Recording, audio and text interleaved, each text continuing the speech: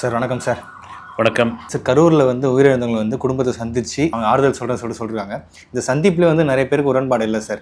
அவங்க சொந்த கட்சிக்காரங்களே சில பேருக்கு உடன்பாடு இல்லை. நேற்று கூட அவங்க லாயரே அதிருப்தின்னு சொல்லிட்டு ஒரு ட்ரிப் பண்ணியிருந்தார். ஃபுல்லாக நீங்கள் எப்படி சார் பார்க்குறீங்க சந்திப்பை? நமக்கு கூட முதல்ல பார்த்தீங்கன்னா பொதுவாகவே ஒரு ஒரு சம்பவம் நடந்துருச்சு. அது சம்பவத்தை தாண்டி ஒரு பேரிழப்பு. அந்த பேரிழப்பில் 41 உயிர்கள். அந்த பேரிழப்பிற்கான காரணம் கூட்ட நெரிசலா, சதியா, விபத்தா, அது விசாரணை சிபிஐ நடத்திட்டு இருக்காங்க.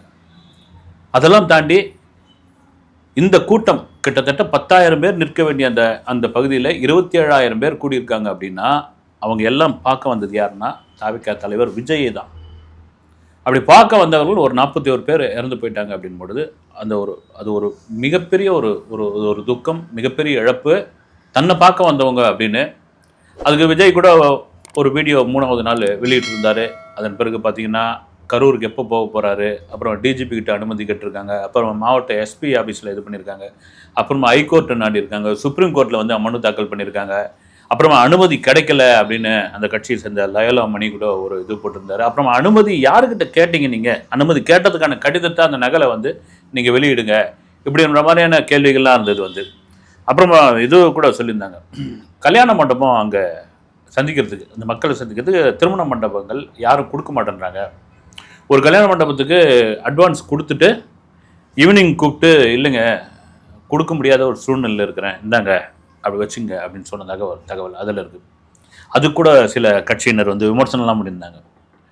எங்க நான் கரூரில் திருமண மண்டபம் கிடைக்கலன்னா நாமக்கல்லில் உங்களுக்கு எத்தனை மண்டபம் வேணும், குளித்தலையில் எத்தனை வேணும், திருச்சியில் எத்தனை வேணும், நீங்கள் சொல்லுங்கள், நான் புக் பண்ணி தரேன். இப்படியா விமர்சனங்கள்லாம் இருந்தது. விஜய் அன்னைக்கு போவார், நம்ம கூட பேசுன 13ஆம் தேதி போவார், 17ஆம் தேதி போவார், தீபாவளி கட்சி போவார், புயல் வரப்போகுது அதனால் தள்ளி போடுறாருன்னு. ஆனால் ரைட்டு வாங்க, நீங்கள் மகாபலிபுரம் வாங்க, நான் உங்களை மீட் பண்ணுறேன்னு. இன்றைக்கி அந்த நிகழ்வு நடந்து 30வது நாள் இந்து மதத்தில் கூட அந்த சடங்கு ஒன்று இருக்குது. 30வது நாள்னு ஒரு சடங்கு ஒன்று. 30வது நாள் எனக்கு அவங்க மற்றவங்கள போல எனக்கும் கொஞ்சம் வருத்தம் இருந்தது. ஏன்னா அது அந்த இடத்துக்கு தானே போய் நம்ம பார்க்கணும். இது என்ன இப்படி வர சொல்கிறாரு, அவங்கள வாங்கன்னு சொல்கிறாரு. இப்போ விஜய் அந்த பிரச்சார கூட்டத்துக்கு போய் அந்த நிகழ்வு ஏற்பட்டது. ஒருவேளை முதல்வர் ஸ்டாலின் போயிட்டு அந்த மாதிரி ஒரு நிகழ்வு ஏற்பட்டு, இல்லை அதிமுகனுடைய தலைவர் எடப்பாடி பழனிசாமி போய் அது மாதிரி ஒரு நிகழ்வு ஏற்பட்டு 10 கட்சி, அப்போ அவங்க என்ன பண்ணாங்க, இப்போ ஒரு தலைமைச் செயலகம் வாங்க, நீங்கள் அந்த 41 குடும்பம் வாங்க அப்படின்னு அவர் சொன்னார்னா எவ்வளோ கடுமையான விமர்சனம் வரும். இப்போ ஒரு எடப்பாடி என்ன பண்ணுறாரு, நீங்கள் எல்லோரும் அதிமுக ஆஃபீஸ் ராயப்பேட்டைக்கு வாங்க, இல்லைன்னா பொதுவான இடம் சென்னையில் உள்ள ஒரு கல்யாண மண்டபத்துக்கு வாங்க அப்படின்னா அது கடுமையான விமர்சனமாகும். அப்போ ஏன் விஜய் இப்படி பண்ணுறாரு அப்படின் பொழுது ஒட்டுமொத்த எனக்கு பெரிய ஆச்சரியம் அளிக்கக்கூடிய ஒரு விஷயமா அமைஞ்சது எதுன்னா, இந்த 41 குடும்பத்தினரும் அதில் 37 பேர் தான் குடும்பத்தினர் தான் வந்திருந்தாங்க. மீதியெல்லாம் எங்களுக்கு வர விருப்பம் இல்லையா அதை சொல்லிட்டாங்க. ஏன்னா எல்லாருடைய மனநிலையும் ஒன்றா இருக்காது. யாருமே விஜய்க்கு எதிராக பேசலைங்க. அவங்க வரேன்னு சொல்லிட்டாங்க. இப்போ நான் என்ன நினச்சேன்னா, அந்த வண்டி நேற்று அந்த பஸ்ஸு புறப்பட்டது இல்லைங்களா, அப்போ முன்னாடி நின்று வண்டி எடுங்கயா கிளம்புங்க, நான் யாரும் வரா மாதிரி இல்லை, ஆச்சா போச்சுன்னு ஏதாவது ஒன்று சொல்ல போகிறாங்கன்னு பார்த்தா திட்டுன்னு மேலே பஸ்ஸில் ஏற ஆரம்பித்தாங்க. 235 பேர் மகாபலிபுரத்தில் இருக்கிற ஒரு 5 நட்சத்திர ஹோட்டலில் அவங்கள இன்றைக்கி காலையில் விஜய் 8 மணிக்கெலாம் அங்கே போயிட்டு எல்லாரையும் மீட் பண்ணியிருக்காரு. கிட்டத்தட்ட இந்த சந்திப்பு ஒரு 6 மணி நேரம் 7 மணி நேரம். எல்லாருக்கும் அந்த 50 பேருக்குன்னு நினைக்கிறேன், 50 அறைகள் ஒதுக்கப்பட்டு ஒவ்வொருத்தருக்கும் கொடுக்கப்பட்டது. ஒவ்வொருத்தரும் தனித்தனியாக போய் மீட் பண்ணியிருக்காரு. இவங்க யாருமே என்னன்னா விஜயை குற்றம் சொல்லவே இல்லை, எந்த எதிர்ப்பும் சொல்லலை. இப்போ ஒரு வேளை இப்படி இவங்க செய்கிற விமர்சனமாக இருந்ததுன்னு வச்சுங்க, இது எப்படி இவர் பார்க்கலாம், எனக்கும் அந்த இது இருந்தது. எப்படி பார்க்கலாம், எப்படி இவரை கூப்பிடலாம் அப்படின்னு இருந்திருந்தா அவங்களே அதில் ஒன்றும் இல்லை, பாதி பேர் கிட்டத்தட்ட ஒரு 20 குடும்பம் நாங்கள் வர முடியாதுன்னு சொன்னால் கூட அந்த கோபம் விஜய் மேலே இருக்குதுன்னு நம்ம சொல்லியிருக்கலாம். யாருமே எதுவுமே சொல்லலை. அவங்க மட்டும் கிளம்பி வந்துட்டாங்க. விஜய் நாங்கள் பார்த்து தான் ஆகணும், விஜய் மேலே எந்த குற்றமும் இல்லை அப்படின்னு சொன்னது மிகப்பெரிய ஆச்சரியமாக அது அவருக்கு பலமாகவும் மாறிடுச்சு. சார், நம்ம 1000 காரங்கள் பர்மிஷன் தரல அதெல்லாம் சொன்னாலுமே விஜய் கண்டிப்பாக கரூர் போயிருக்கணும். பட் போல இப்போ வந்து ட்ரெண்டிங் ஆகிற மீம்ஸ் என்னன்னா அந்த பிகில் படத்தில் சொல்லுவார்ல சார், வெளியே வந்தால் தான் உங்களுக்கு இது பண்ணி சொல்லிட்டு டைலாக் வந்து ட்ரெண்ட் ஆகிட்டு இருக்கு.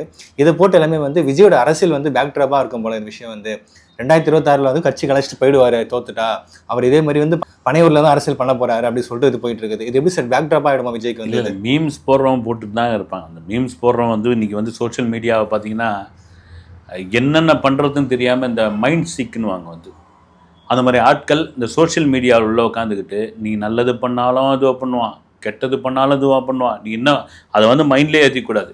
அதெல்லாம் தாண்டி தொடர்ச்சியாக விமர்சனம் என்னென்னா இந்த கரூர் மக்களை சந்திக்கிறதுக்கு முன்னாடிலாம் சந்திச்சுட்டு உடனடியாக வந்து விஜய் வந்து கட்சியை கலைக்க போகிறேன்னு அறிவிப்புலாம் கொடுக்க போகிறாரு அப்படின்ற மாதிரி ஒரு விஷயம். நீங்களாவது 2026 அப்புறம் கட்சியை கலைக்க போகிறாரு அப்படின்னு வாய்ப்பே இல்லை. எப்படின்னா ஒரு நடிகராக அவ்வளோ பெரிய மாஸ் பார்த்த ஒருத்தர் ஒரு அரசியல் தலைவராக இவ்வளோ பெரிய மாஸ் பார்த்துருக்காரு. விஜய் வந்து அந்த விஷயத்தை அந்த பிரச்சார பயணத்தை எப்படி வந்து அவர் அந்த அணுகுமுறையை சரியாக செய்தாரா இல்லையா அதை தாண்டி அந்த ஒரு பெரிய வரவேற்பு அந்த மாஸ் இருக்கு இல்லைங்களா, அதை தாண்டி இப்போ கூட்டணி கட்சிகள்லாம் கூட்டணிக்கு நேரடியாக வரனே அதிமுக பிஜேபிலாம் வாங்க நீங்கள் விஜய் எங்கள் கூட வந்துருங்க, நீங்கள் வந்து கூட்டணி வச்சுக்கலாம், கூட்டணி இல்லாமல் ஒன்றும் பண்ண முடியாது. ஒரு அமைச்சர் கூட சொன்னார், கூட்டணி இல்லாமல் விஜய் தனித்து நின்றால் அது தற்கொலைக்கு சமம் அப்படிலாம் பேசியிருந்தார். வந்து அப்படிலாம் ஒரு இதுக்கு வந்தாச்சு. கிட்டத்தட்ட இந்த கட்சிக்காக வந்து ஆரம்பிச்சதுலேருந்து கண்டிப்பாக ஒரு பல கோடி ரூபாய் செலவு பண்ணியிருப்பாங்க. அந்த காசுலாம் என்ன ஆகும், முன்ன வச்ச கால பின்ன வச்சா அப்புறமா அது பெரிய இதுவாக மாறிடும்.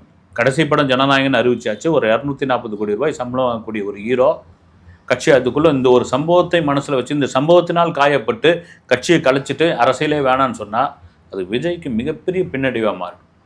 வந்தாச்சு 2026 எலெக்ஷனை சந்திப்போம். அது கூட்டணியாக இருக்குமா தனித்து இருக்குமா என்பது விஜய் கையில் தான் இருக்குது. எனக்கு தெரிஞ்சு பார்த்தீங்கன்னா கூட்டணியாக தான் இருக்கும். அது இவ்வளோ சீக்கிரம் அறிவிக்க மாட்டாங்கன்னு தோணுது. ஓகே சார், இப்போ கரூர் விஷயம் வந்து எப்போ போய் பார்ப்பாரு போவார்னு சொல்லிட்டு இருந்ததோ அது வரைக்கும் வந்து பிரச்சாரம் கூட்டம் வந்து நடத்த மாட்டோம் அப்படின்னு சொல்லியிருந்தாங்க. இன்னைக்கு கோர்ட்டில் வந்து அந்த ரோட் ஷோ எல்லாத்துக்கும் வந்து தடை போட்டிருக்காங்க சார். அடுத்த அறிவிப்பு வர வரைக்கும் ரோட் ஷோ பண்ணக்கூடாதுன்னு சொல்லிட்டு அடுத்த கட்ட நடவடிக்கை என்ன சார் இதுக்கப்புறம்? இல்லை, ஆக்சுவலாக வந்து கோர்ட்டில் என்னென்னா இது மாதிரி தாவேகா தரப்பில் ஒரு வாதம் நடந்திருக்குது. எங்களுக்கு வந்து பர்மிஷன் வந்து ரொம்ப சீக்கிரமாக, அதாவது என்னென்னா கடைசி நேரத்தில் தான் கொடுக்குறாங்க, முன்கூட்டியே கொடுக்க மாட்டேங்கிறாங்க. இப்போ மற்ற கட்சிக்கு வந்து ஒரு 11 நிபந்தனை எல்லாம் கொடுத்துருக்காங்க. ஒரு கூட்டம் நடக்கும்போது எங்களுக்கு நிறைய நிபந்தனைகள் கொடுக்குறாங்க, சில கட்சிக்கு நிபந்தனையே இல்லாமல் இருக்குது. அந்த பர்மிஷன் கொடுக்குறத முன்கூட்டியே கொடுக்க சொல்லுங்கள், அதுதான் எங்களுக்கு பெரிய இதுவாகிடுச்சுன்னு. இப்போ தற்சமயத்துக்கு இந்த ரோட் ஷோ மாதிரியான விஷயங்கள் இதெல்லாம் விஜய் பண்ணக்கூடாது அப்படின்னு சொல்லியிருக்கும்போது அடுத்த கட்டமாக ஒரு பொதுக்கூட்டமோ அல்லது ஒரு திருமண கூட்டமோ கண்டிப்பாக விஜய் வந்து மக்களை சந்திக்கிற ஒரு விஷயமோ அது ஒரு பிரச்சார பயணமாக இல்லாமல் ஒவ்வொரு ஊருக்கும் போகிற மாதிரி இருக்கும். அதற்கான ஏற்பாடு எப்படி பண்ணியிருக்காங்க, விஜய் அதற்கான மனநிலை எப்படி இருக்கிறார், அடுத்த கட்ட பயணம் விஜய் இது எப்படி இருக்கும் என்பதை தாவேகா தரப்பிலிருந்து சொன்னால் தான் தெரியணும். சார், இன்றைக்கி வந்து 37 குடும்பத்தை வந்து தனித்தனி செஞ்சுருக்காரு. நிறைய பேர் வந்து கோரிக்கை விட்டுருக்காங்க, கோரிக்கை வந்து எழுத்துப்பூர்வமாக கோரிக்கை வச்சுருக்காங்க. நிறைய பேருக்கு வந்து எஜுகேஷன் சம்மந்தமாகவோ நான் அவங்க அண்ணனா கூட இருப்பேன் அப்படின்னு சொல்லிட்டு எல்லா செலவு பார்த்துக்கிறேன் அப்படின்னு சொல்லிட்டு ஆறுதல் சொல்லி இது பண்ணார். உள்ளே என்ன சார் நடந்திருக்கு, வேறு என்ன சார் இதாக இருக்குது தகவல் வந்து? இல்லை, உள்ளே என்ன நடந்ததுன்னு இன்னும் அவங்க ஏன்னா அப்படியே வந்தாங்க, பஸ்ஸில் ஏறி போயிட்டாங்க. ஒருவேளை நீங்கள் இந்த வீடியோ வரத்துக்குள்ளே கரூரில் போய் இறங்கி கண்டிப்பாக ஊடகங்கள் அங்கே கேள்வி கேட்பாங்க. அவங்களுக்கு தெரிஞ்சவங்ககிட்ட யாருக்கிட்டையாவது சொல்லலாம், அவங்க சொந்தக்காரர்கிட்ட சொல்லலாம். ஆனால் நம்ம கேள்விப்பட்டதுன்னா அங்கே தாவேகா தரப்பிலேருந்து சொன்னது என்னென்னா விஜய் வந்து ஒவ்வொரு ஃபேமிலியாக போய் பார்க்கும்போது அழுதுருக்காரு, மன்னிச்சிருங்கன்னு சொல்லியிருக்காப்லையா. முதல் என்னத்துக்கு மன்னிச்சுன்னா, நான் கரூர் அங்கே வந்து தான் உங்களை பார்க்கணும், நான் உங்களை வர வச்சதுக்கு என்னை முதல்ல மன்னிச்சிடுங்க, என்னுடைய சூழ்நிலை அது மாதிரி அப்படின்னு அவங்க உடஞ்சி பேசியிருக்காங்க. நாங்கள் அப்படி வந்து நீங்கள் கூப்பிட்டு நாங்கள் வர விருப்பம் இல்லாமல் இருந்தால் நாங்கள் வந்திருக்க மாட்டோம், நாங்கள் தான் வந்துட்டுமே, நீங்கள் அதெல்லாம் ஒன்றும் அழாதீங்க அப்படின்னு சொல்லிட்டு உங்களுக்கு ஒரு அண்ணனா தம்பியா சகோதரனா நான் கடைசி வரைக்கும் இருப்பேன், தாவேகாவும் கடைசி வரைக்கும். இது வெறும் வாய்மொழியான உத்தரவு கிடையாது. பொதுவாக வாய்மொழியாக சொல்லுவாங்க இல்லையா, அது மாதிரியான ஒரு விஷயமே கிடையாது. நான் வேணா எழுதி கூட தரேன்னு சொல்லி விஜய் வந்து அழுதுருக்காப்புல, உணர்ச்சி வசப்பட்டு அழுதோடனே அவங்க எல்லாம் ஆறுதலாக சொல்லியிருக்காங்க. இது என்னன்னா சேர்ந்து வந்து ஒரு புகைப்படம் ஃபோட்டோலாம் வேணான்னு முதல்ல முடிவாக இருந்தது. ஒரு மாதிரி என்னென்னா விஜய்க்கு அந்த இடத்துல யாருக்காக இருந்தாலும் ஒரு குற்ற உணர்வு இருக்கும், ஒரு இதுவும் இருக்கும். வந்து இப்போ வேணான்னு சொன்னபோது நான் எல்லோரும் வந்து ஃபோட்டோ எடுத்துக்கலாம் அப்படின்னு நினைக்கிறாங்க.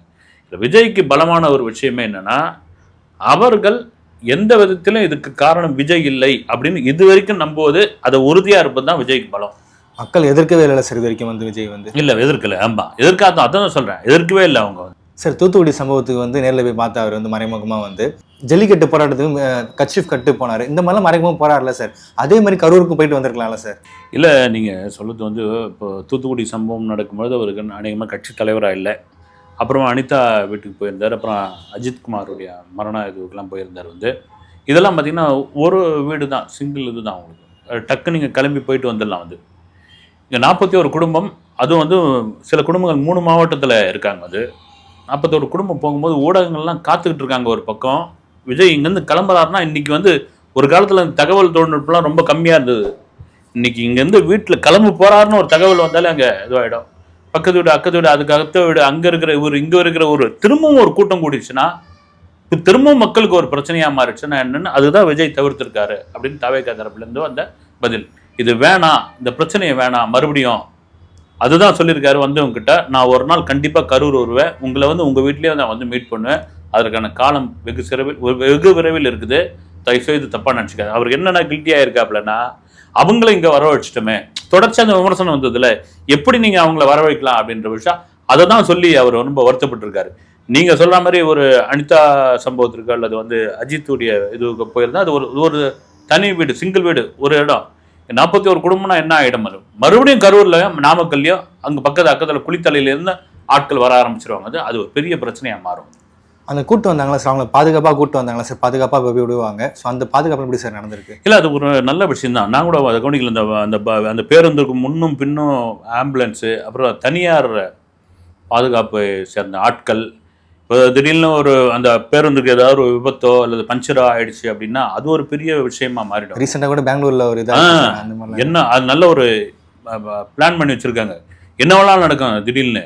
அதனால அதுக்கு ஏன் ஒரு பிரச்சனை ஆகிட போகுதுன்ட்டு பக்கா ஏற்பாடாக வந்திருக்காங்க. உண்மையிலே அது கொஞ்சம் விஜய்க்கே கூட இருந்திருக்கும். அவங்கள எப்படி கூட்டின்னு மறுபடியும் எத்தனை பத்திரமா கூட்டின்னு போய் விட்டுருங்கப்பான்ற அளவுக்கு அவரோட மனநிலை அங்கே இருந்திருக்கும்.